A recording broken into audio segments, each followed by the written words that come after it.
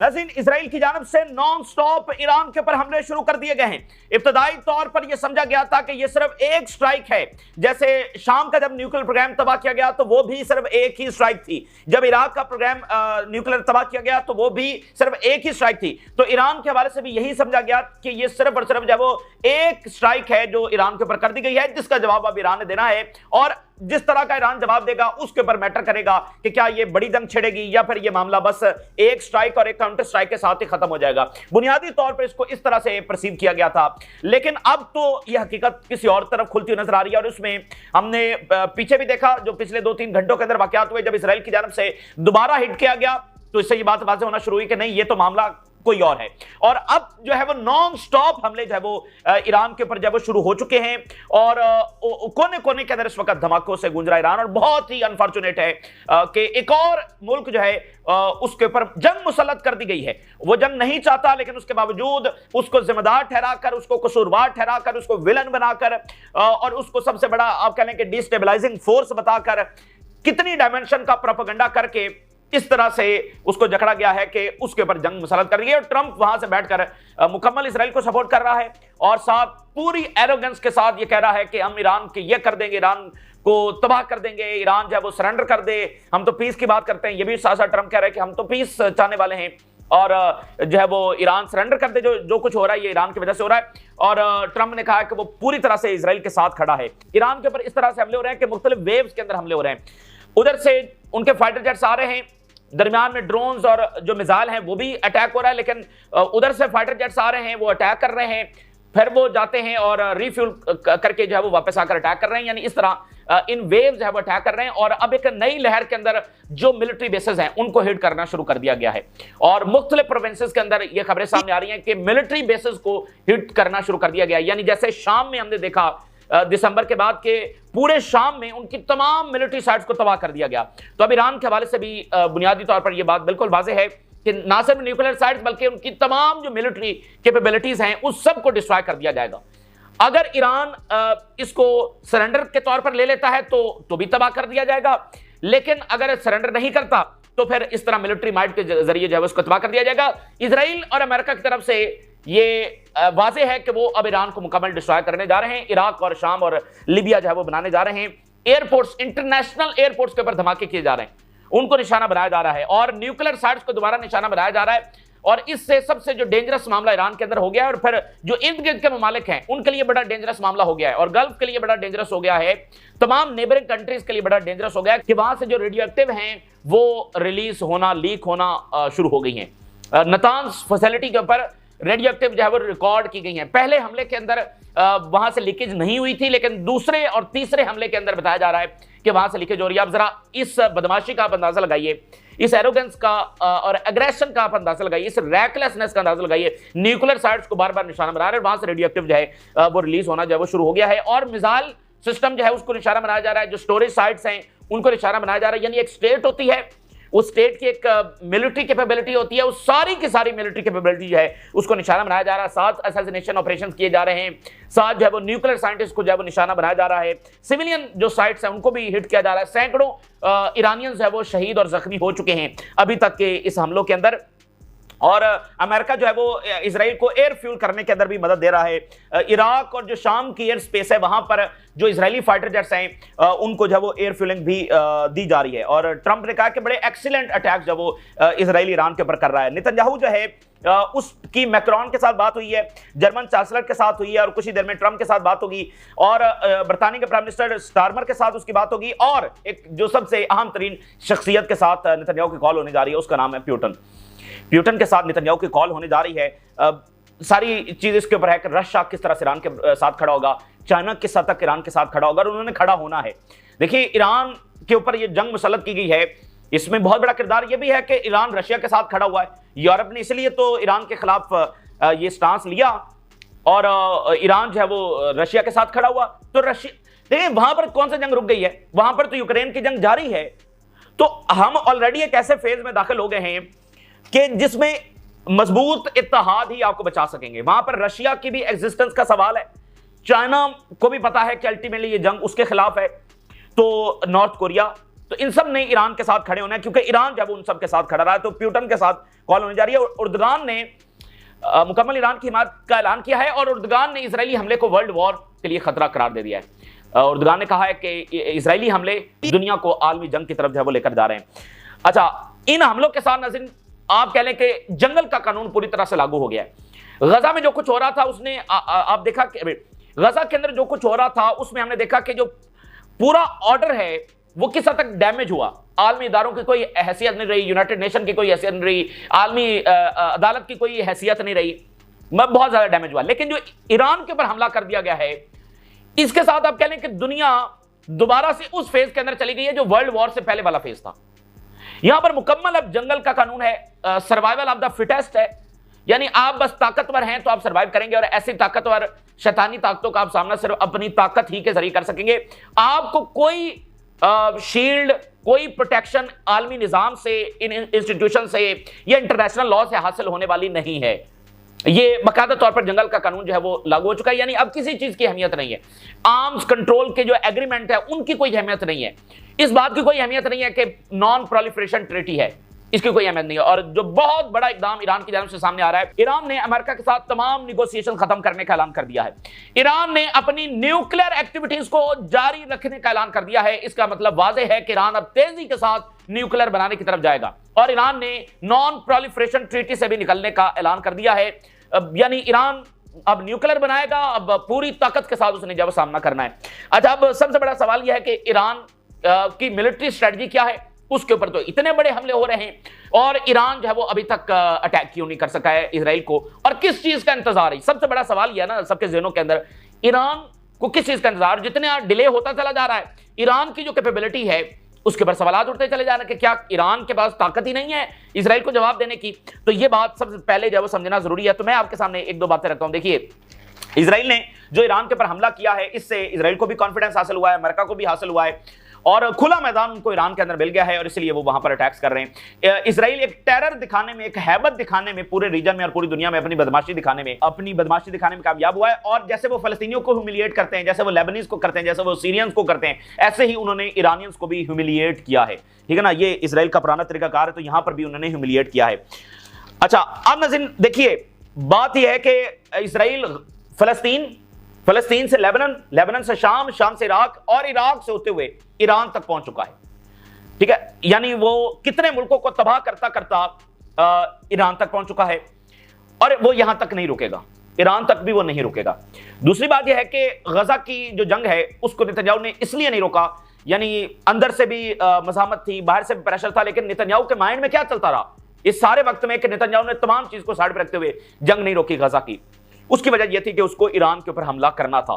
ठीक है, और अब वो हमला भी ईरान के ऊपर कर दिया गया। तो देखिए, बात यह है कि स्ट्रेटजी क्या है, ईरान की मिलिट्री स्ट्रेटजी क्या है और क्या किसी के पास ये ताकत है कि वो इजराइल को रोक सके और इजराइल के ये जो बर्बरिक उसकी सारा जुल्म है, फलस्तीन, शाम, लेबनान, इराक, ईरान, यमन, इसका बदला ले सके। तो देखिए, अगर ईरान एक अनप्रेसिडेंटेड स्केल का अटैक कर देता है इजराइल के ऊपर, और ईरान से यह बात भी सामने आ रही है कि वो हजारों मिसाइल की बारिश करने जा रहे हैं, हजारों मिसाइल। एक ही चीज है, दूसरी चीज कोई नहीं है, सिर्फ एक ही चीज है इस वक्त। अगर ईरान की जानिब से बहुत बड़ा हमला, एक ऐसा हमला जो इजराइल और अमेरिका इमेजिन भी नहीं कर सकते, एक ऐसा हमला ईरान इजराइल के ऊपर लॉन्च कर देता है जो उनकी इमेजिनेशन से भी आगे है, जो इतनी तबाही ला दे इजराइल के अंदर कि इजराइल को तारीखी सबक जो है सिखा दिया जाए, तबाही इजराइल के अंदर मचा दी जाए। और जो ये बातें होती रही हैं, और ईरान खुद दावा करता है कि वो डिवास्टेटिंग रिस्पॉन्स देगा, क्रश करके रख देगा, और बाकी जो आर्टिकल्स और सारी एक लिखा जाता रहा है इन सारे सालों के अंदर कि ईरान मैसिव कैजुअलिटीज करने की सलाहियत रखता है। कल भी स्टीव विटकॉफ ने कहा कि ईरान मैसिव कैजुअलिटीज कर सकता है इस हमले से पहले। तो अगर ईरान ऐसा करने में कामयाब हो जाता है तो यूरोप तो पीछे हट जाएगा और अमेरिका को भी समझ लग जाएगी, और ये नेतन्याहू की रिजीम नहीं बचने वाली है। ठीक है, अगर ईरान ऐसा कुछ करने में, इसके साथ सारी बात इस बात के ऊपर खड़ी हुई कि क्या ईरान ऐसा कर सकता है, ईरान के पास क्या ऐसी कैपेबिलिटी है। अगर वो ऐसे मिसाइल दाग देते हैं जो पेनिट्रेट करते हुए उनके एयर डिफेंस को आगे जाकर तबाही मचा देते हैं, तो फिर नेतन्याहू की रिजीम भी जाएगी और इजराइल दोबारा किसी पर हमला करने की जरूरत नहीं कर सकेगा। यह बात तो तय है। इजराइल को लगाम डाल दी जाएगी और बदला भी ले लिया जाएगा, फलस्तीन का भी और सबका बदला भी ले लिया जाएगा और यह पूरा नक्शा मिडल ईस्ट का बदल जाएगा। एक बार ईरान ने कहा था कि हम एक ऐसा जवाब देंगे कि रीजन के अंदर बैलेंस ऑफ पावर बदल जाएगा और अमेरिका को यहां से लीव करना पड़ जाएगा। ये ईरान की स्टेटमेंट थी, ये पिछले ही हफ्ते उनकी स्टेटमेंट सामने आई थी। तो अगर वो ऐसा करने में कामयाब हो जाते हैं तो फिर इजराइल फारिग है, ठीक है। और नेतन्याहू भी जाएगा और इसके कोलैबोरेटर भी जाएंगे और उसके सपोर्टर भी जाएंगे। अच्छा, अगर ईरान ऐसा करने में कामयाब नहीं होता तो फिर क्या होगा कि जो मौजूदा इस्लामिक रिजीम है वो नहीं बचने वाली है, ये रिजीम भी जाएगी, ईरान को पैरालाइज कर दिया जाएगा, उसकी तमाम मिलिट्री कैपेबिलिटीज को तबाह कर दिया जाएगा और इसके भी खदशात बहुत ज्यादा हैं कि ईरान को दो हिस्सों के अंदर तकसीम कर दिया जाएगा। ईरान कभी भी चूंकि कानूनी नहीं बना है तो अब ईरान को भी वो जो एक सिविलाइजेशन है, थाउजेंड्स ऑफ ईयर्स की सिविलाइजेशन है, उसको भी दो हिस्सों में तकसीम कर दिया जाएगा। और वो जो उन्होंने जो कठपुतली वहां पर शाह ईरान का बेटा रखा हुआ है उसको जो है वो लाकर यहां पर बिठाएंगे, ठीक है। कठपुतली रिजीम लाई जाएगी और ईरान की मिलिट्री कैपेबिलिटीज को मुकम्मल तबाह कर दिया जाएगा। ये प्लान है अगर ईरान जवाब नहीं दे सका। अब सारी बात जो खड़ी है वो ईरान के जवाब के ऊपर खड़ी है, तो ईरान जवाब कब देगा? अब ये बात तो तय है कि ईरान सरेंडर नहीं करेगा। सरेंडर वाली क्या बात है? सरेंडर वाली क्या बात है? ईरान ने जवाब देना है, सवाल यह है कि कितना बड़ा होगा और कब जवाब देगा।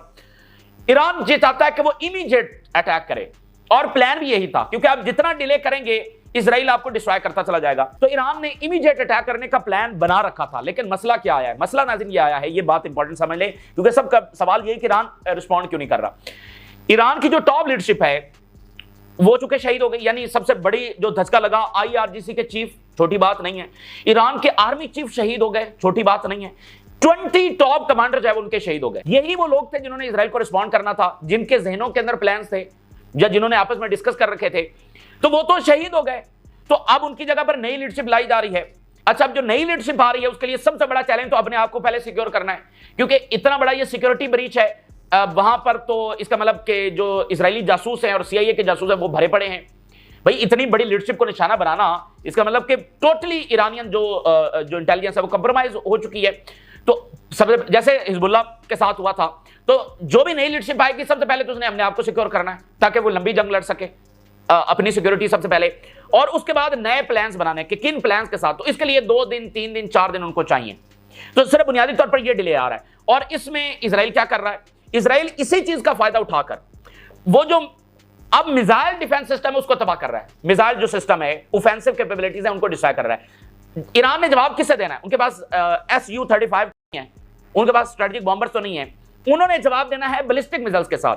तो अब इजराइल ये कर रहा है कि बैलिस्टिक मिसाइल्स को निशाना बना रहा है जहां पर उनकी स्टोरेज साइट्स हैं, इसके अलावा बेसेस हैं, इसके अलावा यानी उस ऑफेंसिव कैपेबिलिटी से जिससे ईरान ने जवाब देना है और जिसके ऊपर अब सारा फ्यूचर खड़ा हुआ है, ईरान का भी, रीजन का भी और फलस्तीन का भी, उस ऑफेंसिव कैपेबिलिटीज को अब इजराइल तबाह कर रहा है। और वो नॉन स्टॉप अटैक करेंगे और उनके अटैक में सिर्फ इतना ही अब वक्फा आता है कि उनके जहाज जब वापस जाते हैं रिफ्यूलिंग के लिए, बस इतना ही वक्फा है। और बहुत सारे जो उनके जहाज हैं उनको तो एयर फ्यूल भी दी जा रही है अमेरिका की जानिब से, यानी सीरियन स्पेस के अंदर, इराक की स्पेस के अंदर उनको एयर फ्यूल भी दिया जा रहा है। बाकी जहाज जो है वो दोबारा से बेसिस पर लैंड होते हैं और उनको रिफ्यूल किया जाता है। तो बस इतना ही वक्फा है, यानी आप कह लें कि आधा घंटा 1 घंटा, बस इतना ही वक्फा है, इससे ज्यादा नहीं है। वो जा रहे हैं, वो दोबारा हमले कर रहे हैं और वो करते चले जाएंगे, क्योंकि अब सारी बात इस बात के ऊपर खड़ी है कि ईरान ने जवाब देना है और इजराइल ने इस बात को यकीनी बनाना है कि ईरान वो ऐसा जवाब ना दे सके। तो अब ये सारी चीज कैलकुलेशन के ऊपर खड़ी है कि ईरान क्या अपनी कैपेबिलिटीज को बचाने में कामयाब हो जाता है और इस सब के बावजूद रिस्पॉन्स करने में जो है वो कामयाब हो जाता है। तो यहां पर जब वो मामला खड़ा हुआ है, अब मैं हेडलाइंस आपके सामने रखता हूं इस वक्त जो बहुत बड़े हमले इजराइल की जानिब से किए जा रहे हैं इस बात को समझने के लिए। और ये तीसरी लहर है और हर जो नई वेव आ रही है वो 2-3 घंटे जारी रहती है, वो कंप्लीट होती है। मतलब एक वेव के अंदर वो बेसिस को निशाना बना रहे हैं, एक वेव के अंदर वो बैलिस्टिक मिसाइल को निशाना बना रहे हैं, एक वेव के अंदर वो दोबारा से न्यूक्लियर साइट्स को निशाना बना रहे हैं। तो इस तरह से वेव्स की वेव जो है वो ईरान के ऊपर हमले हो रहे हैं और हैरान है दुनिया, मतलब दुनिया को यकीन नहीं आ रहा कि ये सब हो चुका है, क्योंकि एक वक्त में ईरान के ऊपर एक स्ट्राइक करना भी और फिर बदमाशी वो एक अलग लेवल है। तो मैं हेडलाइंस आपके सामने रखता जा रहा हूं। New wave of bombing on Iran is taking place now, Israeli army बता रही है। Attacks are currently underway in Mehrabad and Bushehr airports where Iranian fighters are station. अब आप देखें ना कि पूरी तरह से वो ईरान को पैरालाइज कर रहे हैं, जहां पर उनके फाइटर जेट्स खड़े हुए हैं उस बेसिस के ऊपर अटैक कर रहे हैं। हालांकि ये कोई एडवांस लेवल के नहीं है, लेकिन वो कुछ भी पीछे नहीं छोड़ेंगे, वो कोई भी ऑफेंसिव कैपेबिलिटी पीछे नहीं छोड़ेंगे। अगर ईरान इसको बचाने में कामयाब हो गया और रिस्पॉन्ड करने में कामयाब हो गया तो बस फिर इजराइल का खात्मा है। Israeli media reports targeting Iran international airport. ये वर्ल्ड ऑर्डर है, ये मौजूदा ऑर्डर है, ये मौजूदा एम्पायर है जो पूरी एरोगेंस के साथ हमला कर चुका है ईरान के ऊपर। अगर ईरान इसमें सर्वाइव कर गया तो फिर ये ऑर्डर सर्वाइव नहीं करेगा। ये इस सतह की लड़ाई है और हमने इन दहाइयों के अंदर इस सतह की कोई लड़ाई नहीं देखी है। ये इस सतह की लड़ाई है। अमेरिका को ये रीजन लीव करना पड़ेगा, इजराइल फारिग हो जाएगा और इजराइल की जो बदमाशी है वो मुकम्मल तौर पर खत्म हो जाएगी। और इसके साथ ही यानी कि उनकी डोमिनेंस, उनका वर्ल्ड ऑर्डर तो मिडिल ईस्ट पर डोमिनेंस एक बहुत बड़ी चीज है ना, तो मिडिल ईस्ट के अंदर उनकी डोमिनेंस जाएगी। Dozens of missile launchers and storage site destroyed in Iran. वही बात, इसको आप बकायदा समझ सकते हैं कि किस डायरेक्शन में, किस स्ट्रेटजी के तहत मामला हो रहे हैं। अब वो स्टोरेज साइट्स को और मिसाइल को डिस्ट्रॉय कर रहे हैं। We have started with a strong step but it's just the beginning. Iran, Israel कह रहा है कि ये सिर्फ बिगिनिंग है, लेकिन हमने आगाज ही बहुत स्ट्रॉन्ग किया है, लेकिन ये फिर भी सिर्फ आगाज है। We have completed a series of red against the Iranian surface to surface missile system. अब वो कुछ जहाज आ रहे हैं जिनका मकसद ही सिर्फ यह है कि जो सरफेस टू सरफेस मिसाइल हैं उनके जो सिस्टम्स हैं उनको डिस्ट्रॉय किया जाए। एक्सप्लोजन्स हर्ड इन तबरेज, ये बिल्कुल जो टर्की का बॉर्डर है उसके साथ ये प्रोविंस है, और थर्ड टाइम जब इसको निशाना बनाया धमाके हो रहे हैं। Huge explosions heard in the vicinity of Nojeh air base in Hamadan western Iran, और we completed a series of red against the Iranian ballistic missile system. Israeli media, Israeli missile attacks on the सुबाची bases in Hamadan province. Fires break out at Tabriz airport and Bushehr port as part of Israeli aggression। बंदरगाहों के ऊपर भी हमले किए जा रहे हैं और एयरपोर्ट को और बार बार निशाना बनाया जा रहा है, एक साइड को दोबारा निशाना बनाया जा रहा है। Explosions heard in the outskirts of Hamdan province. इमाम अली मिसाइल बेस जो है ये वेस्टर्न ईरान के अंदर, इसको टारगेट किया गया है। फिर जो शाहिद यूनिवर्सिटी है उसका जो एकेडमिक स्टाफ है उसकी असैसिनेशन की रिपोर्ट सामने आ रही है, और हमदान एयरबेस जो है उसको दूसरी मर्तबा बॉम्ब किया गया विद इन फ्यू आवर्स। और इसी दरमियान अली शमखानी है, ये एडवाइजर टू सुप्रीम लीडर हैं और ये सुपरवाइजर हैं न्यूक्लियर निगोशिएशंस के, उनको भी असैसिनेट किया। अब आप जरा अंदाजा करें ना, दुनिया में इस तरह की बारबैरिक एंटिटी दुनिया ने विटनेस नहीं की। यानी जो इस्माइल हानिया थे उनको असैसिनेट किया गया, वो निगोशिएशंस कर रहे थे। अब ये जो न्यूक्लियर निगोशिएशंस कर रहे हैं उनको शहीद किया गया है। और ट्रम्प कह रहा है कि वेरी एक्सीलेंट, बड़े जबरदस्त हमले इजराइल कर रहा है। If Iran launches an attack we have additional targets. Israeli army कह रही है कि अगर इन्होंने हमला किया तो फिर हमारे पास और एडिशनल टारगेट्स। एडिशनल टारगेट्स क्या हैं? और तमाम ऑयल इंफ्रास्ट्रक्चर को तबाह कर दिया जाएगा, तमाम गैस इंफ्रास्ट्रक्चर को तबाह कर दिया जाएगा। और ये ब्रिक्स के लिए इतना बड़ा लॉस होने जा रहा है क्योंकि ब्रिक्स का जो मरकज है एनर्जी का वो ईरान होना था। अभी रशिया और ईरान के बहुत सारे गैस के मुतालिक जो है वो एग्रीमेंट्स भी हुए थे। तो अगला स्टेप ये है कि वो इनके इस ऑयल इंफ्रास्ट्रक्चर को जो तबाह करेंगे। यानी जो ही ईरान हमला करेगा अब उसके बाद ये होगा। ट्रम्प की मजीद स्टेटमेंट्स आ रही हैं। ट्रम्प वहां पर बैठा वो इंटरव्यू दे रहा है, ट्वीट पे ट्वीट कर रहा है और शाबाशी दे रहा है इजराइल को।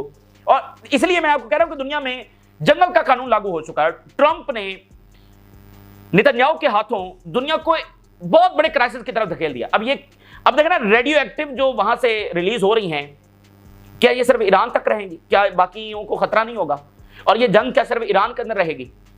तो एक ऐसी दुनिया के अंदर दाखिल कर दिया गया है जब तक अब नया वर्ल्ड ऑर्डर नहीं आता या फिर यही वाला वर्ल्ड ऑर्डर दोबारा से रिस्टोर नहीं कर दिया जाता, तो ये जो अगले 20-30 साल आने वाले हैं ये इतने तबाही से भरपूर होंगे। और ईरान जंग उसका पहला मुजाहरा है। बहुत बड़ी तबाही इस वक्त दुनिया में आने वाली है।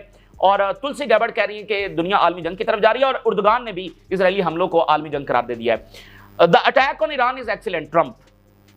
फिर CNN के ऊपर वो इंटरव्यू दे रहा है, we support Israeli like no one ever has supported it before. मतलब ये अजीब ही मामला है कि इजराइल की सपोर्ट वहां पर मतलब उसकी क्रेडिट लिया जाता है कि देखो हम इजराइल को कितना सपोर्ट करते हैं। तो ट्रम्प कह रहा है कि हमने ऐसा सपोर्ट किया कि कोई और सपोर्ट नहीं कर सका।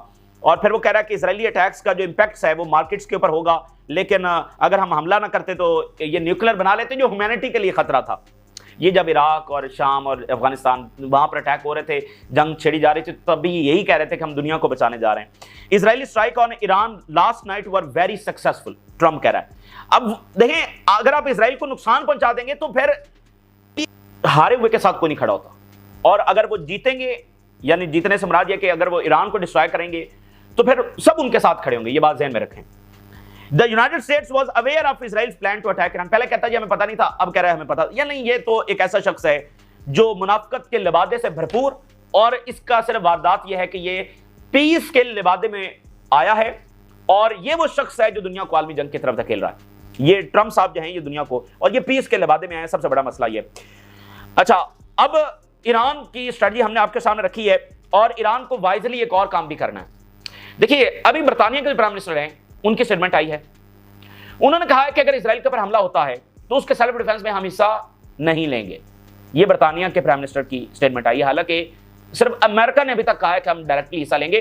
जर्मनी ने भी सिर्फ स्टेटमेंट दिया कि इजरायली हमलों को हम सेल्फ डिफेंस समझते हैं। बरतानिया ने खुलकर कहा कि हम साथ नहीं होंगे। तो ईरान को जो भी है, अब देखें ये यही दुनिया है और इसी में आगे बढ़ना है, तो ईरान को वाइजली इस महाज के ऊपर भी लड़ना है कि यानी कि उसने यूरोप को ये बताना है कि इजराइल जो है वो हमें और आपको लड़वाना चाह रहा है, ठीक है ना। इस बात को जरूर, इस महाज के ऊपर लड़ने की जरूरत है। देखिए, मिलिटरीली तो अब सामना करना ही करना है ना इजराइल का, लेकिन इस महाज को छोड़ देंगे तो फिर भी वो कोई अच्छी यानी एक समझदारी वाली बात नहीं होगी। वहां पर बातचीत करने में क्या हर्ज है। तो यूरोप की हम बात करें, यूरोप के साथ इंगेज किया जाए और उनको बताया जाए कि हम आपके साथ कोई जंग नहीं चाहते। और हमेशा यूरोप ने कभी इस तरह ईरान के खिलाफ जो है ना, ये आईए की मीटिंग से पहले इस तरह हार्श स्टेटमेंट्स नहीं दिए हैं, ठीक है। तो ईरान को चाहिए कि यूरोप के साथ इंगेज करके रखे और उनको वहां पर इजराइल को आइसोलेट करे, ठीक है। और अमेरिका जो है वो फिर अमेरिका से उसको देख लिया जाएगा, एक बड़ा रिस्पांस, और ये सब चीजें बदल के रख देगा। पूरे मिडिल ईस्ट का ताकत का तवाज़ुन जो है वो बदल के रख देगा। और ईरान ने जो दो सबसे बड़े इकदाम उठाए हैं, एक तो वो कह रहे हैं कि जो हम न्यूक्लियर एक्टिविटीज हैं उनको जारी रखेंगे। ये बहुत बड़ी बात है कि अगर ईरान बहुत तेजी के साथ अगर न्यूक्लियर बनाने में कामयाब हो जाता है तो फिर इजराइल किधर जाएगा। और दूसरा उन्होंने कहा कि वो नॉन प्रोलिफरेशन ट्रीटी से विड्रॉ कर रहे हैं। 2003 के अंदर north Korea non proliferation treaty से निकल गया। 2006 के अंदर उसने पहला एटमी धमाका किया।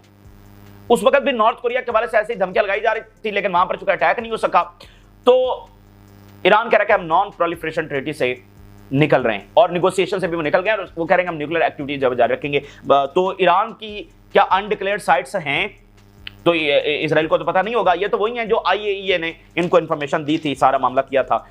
ईरान से ये भी बात सामने आ रही है कि हम हजारों मिसाइलों की बारिश करेंगे। ये ईरान से बात जब सामने आ रही है कि हम हजारों मिसाइलों की बारिश करेंगे, और वाकईतन हजारों मिसाइलों की बारिश इजराइल के ऊपर हो गई।